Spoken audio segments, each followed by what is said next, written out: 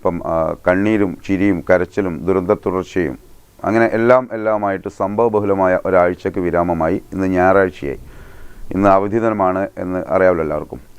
ഇന്ന് മഴയൊന്നുമില്ല, നല്ല മാനം തെളിഞ്ഞ് നിൽക്കുകയാണ്. ഇന്നിപ്പം പിന്നെ ബന്ധുവീടുകളിൽ വിരുന്ന് പോകുന്ന ആളുകളുണ്ടാവും, കുട്ടികളെ കൊണ്ടിട്ട് പുറത്തിറങ്ങാൻ വേണ്ടി തയ്യാറെടുക്കുന്ന ആളുകളുണ്ടാവും. കോഴിക്കോട് നഗരത്തിലേക്കും നിങ്ങൾ അടുത്ത ടൗണിലേക്ക് സിനിമയ്ക്ക് പോകാൻ വേണ്ടി തയ്യാറെടുക്കുന്ന, അതൊക്കെ പ്ലാൻ ചെയ്ത് വെച്ച ആളുകളുണ്ടാവും. കുറേ ആളുകൾ ഇന്നലെ രാത്രി ആഘോഷം കഴിഞ്ഞിട്ട് എഴുന്നേൽക്കാത്ത ആളുകളുണ്ടാവും. പക്ഷേ നമ്മളിവിടെയൊക്കെ സെറ്റാണ് കേട്ടോ. നമ്മളെ റിപ്പോർട്ടേഴ്സൊക്കെ വന്നിട്ടുണ്ട്. അർജുൻ നേരത്തെ രാവിലെ എത്തി. അർജുൻ നേരത്തെ എത്തി. തൊട്ടുപുറകെ അഭിജിത പൊക്കുന്നെന്ന് വന്ന്. അപ്പം എല്ലാവരും നമ്മൾ സ്റ്റുഡിയോ ഒക്കെ സെറ്റാണ്. അപ്പോൾ നിങ്ങളോടിങ്ങനെ വിശേഷങ്ങൾ പറയാൻ വേണ്ടിയിട്ടാണ് നമ്മൾ ഈ നേരത്തെ ഈ പരിപാടിക്ക് നിൽക്കുന്നത്. അപ്പോൾ എന്തായാലും പിന്നെ ഒരു എന്താ പറയുക, ഒരു ഗിവ് ആൻഡ് ടേക്ക് പോലെ എന്നെ നിങ്ങൾ കാണുന്നു, എൻ്റെ ഇവിടുത്തെ വിശേഷങ്ങൾ നിങ്ങൾ അറിയുന്നു. നമ്മളെ റിപ്പോർട്ടേഴ്സ് എന്തൊക്കെ ചെയ്യാൻ പോകുന്നുള്ളത് വരും മണിക്കൂറോ വാർത്തയിൽ നിങ്ങൾക്ക് അറിയാൻ പറ്റും. അപ്പം ഞാൻ ആ സംഭവബഹുലം എന്നുള്ള വാക്ക് ഒരിക്കൽ കൂടിയിട്ട് ഞാനൊന്ന് എക്സ്പ്ലെയിൻ ചെയ്യാം. കാരണം വയനാട് ദുരന്തം, അതിനുശേഷം വിലങ്ങാട് ദുരന്ത വാർത്തകൾ തന്നെയായിരുന്നു. ഇപ്പം കഴിഞ്ഞൊരു മാസമായിട്ട് നമ്മൾ അർജുൻ ഇതുവരെ കണ്ടെത്തിയിട്ടില്ല ആ പാവത്തിനെ. അദ്ദേഹം മുതൽ നമ്മൾ ദുരന്ത വാർത്തകൾ മാത്രമാണ് പ്രേക്ഷകർക്ക് നമ്മൾ തന്നുകൊണ്ടിരുന്നത്. അപ്പോൾ ആ ദുരന്ത തുടർച്ചേൻ്റെ പുറകെ ഒരു ആശ്വാസത്തിൻ്റെ വാർത്ത കൂടി ഇന്നലെ എത്തി. അതായത് വയനാട്ടിൽ പ്രധാനമന്ത്രി നരേന്ദ്രമോദി ഇന്നലെ സന്ദർശനം നടത്തി എന്നുള്ളതാണ് വാർത്ത. നിങ്ങളൊക്കെ അറിഞ്ഞു കാണാം വിശേഷം. നമ്മൾ ന്യൂസ് നൈറ്റിലടക്കം നമ്മളത് പ്രേക്ഷകരെ അറിയിച്ചിരുന്നു. അപ്പം മോദി വന്നത് വലിയൊരു ആശ്വാസമായി, ചേർത്ത് പിടിച്ചു എന്നാണ് പറയുന്നത് മോദി. അപ്പം ദുരിതബാധിത ക്യാമ്പിൽ പോയിട്ടും പിന്നെ ആശുപത്രിയിൽ പോയിട്ടും മോദി ആ വിഷ്വലൊക്കെ നിങ്ങൾ കണ്ടല്ലോ. അദ്ദേഹം ഇന്ത്യൻ പ്രധാനമന്ത്രിയാണ്. ആ മുഴുവൻ ആളുകൾ, ഒരു കുടുംബത്തിലെ മുഴുവൻ ആളുകളും നഷ്ടപ്പെട്ട ഒരു 9 വയസ്സുകാരിയെ അദ്ദേഹം നെറുകയിൽ ചുംബിക്കുന്ന ഒരു പടമുണ്ട്. അപ്പോൾ ഇതൊക്കെ പറയാൻ വലിയ ആശ്വാസമാണ്. അപ്പോൾ കേരളം ആവശ്യപ്പെട്ടത് 20,000 കോടി രൂപയുടെ ഒരു എന്താ പറയുക പുനരധിവാസ പാക്കേജാണ്. പക്ഷേ അതിന് ഡിക്ലറേഷൻ വന്നിട്ടില്ല. ഇപ്പോൾ വരും ദിവസങ്ങളിൽ ഇപ്പോൾ കേരളത്തിന് വിശദമായ മെമ്മോറാണ്ടം കൊടുക്കാൻ പറഞ്ഞിട്ടുണ്ട്. കേരളം അതിൻ്റെ കണക്കുകൾ കൊടുത്തിട്ടുണ്ട്. വരും ദിവസങ്ങളിൽ കേരളത്തിനെ ആശ്വസിക്കാൻ വകയുള്ളൊരു പാക്കേജ് മോദി പ്രഖ്യാപിക്കും, നമ്മൾ കേന്ദ്രം പ്രഖ്യാപിക്കും എന്ന് തന്നെയാണ് കരുതുന്നത്. അപ്പം അതിൽ അദ്ദേഹം ഇന്നലെ വന്നത് ഇപ്പോൾ കണ്ണൂർ എയർപോർട്ടിൽ വ്യോമസേനയുടെ പ്രത്യേക വിമാനത്തിൽ ഇറങ്ങുന്നു. അതിനുശേഷം അദ്ദേഹം ഹെലികോപ്റ്ററിൽ വയനാട്ടിൽ കൽപ്പറ്റ എത്തുന്നു.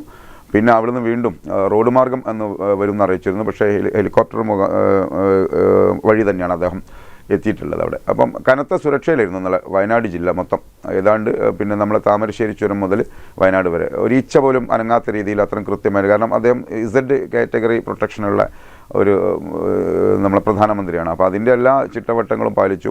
അതുകൊണ്ട് തന്നെ ആളുകൾക്കിപ്പോൾ ഒരു പ്രധാനമന്ത്രി, ഒരു VVIP അത് വരുന്ന സമയത്ത് വലിയ വിഷമങ്ങളൊന്നും ഉണ്ടായിട്ടില്ല. കാരണം അദ്ദേഹം വരുന്നത് എന്തിനാണെന്ന് അറിയാമല്ലോ, നമ്മളെ കേരളത്തെ ഒന്ന് തലോടിപ്പോവാൻ, വയനാടിനൊന്ന് പുനരധിവസിപ്പിക്കാനുള്ള കേന്ദ്രത്തിൻ്റെ ഇടപെടലിന് വേണ്ടി വന്നു എന്നതുകൊണ്ട് തന്നെ വളരെ ഹൃദ്യമായ സ്വീകരണമാണ് അദ്ദേഹത്തിന് പിന്നെ നമ്മളെ വയനാട്ടിലൊക്കെ ലഭിച്ചിട്ടുള്ളത്.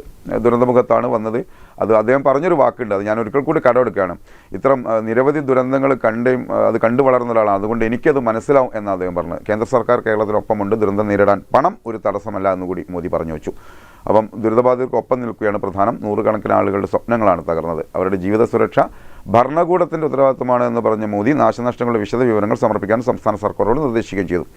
ഒപ്പമുണ്ടെന്ന് ഉറപ്പ് നൽകി, അതാണ് ആ വാക്ക്. ഒപ്പമുണ്ടെന്ന് ഉറപ്പ് നൽകി സാന്ത്വനം പകർന്നു. ആ വലിയൊരു സാന്ത്വനാണ്. കാരണം എല്ലാം നഷ്ടപ്പെട്ട് വിധിയുടെ വിളയാട്ടത്തിന് മുന്നിൽ പകച്ചുപോയ മനുഷ്യജന്മക്ക് ഇടയിലേക്ക് ഒരു ദൈവദൂതനെ പോലെ ആണ് മോദി കടന്നത്. ഒരു സംശയം വേണ്ട കാര്യത്തിൽ. നമ്മളൊരു പൊളിറ്റിക്സോ ഒന്നുമല്ല അത് പറയുന്നത്.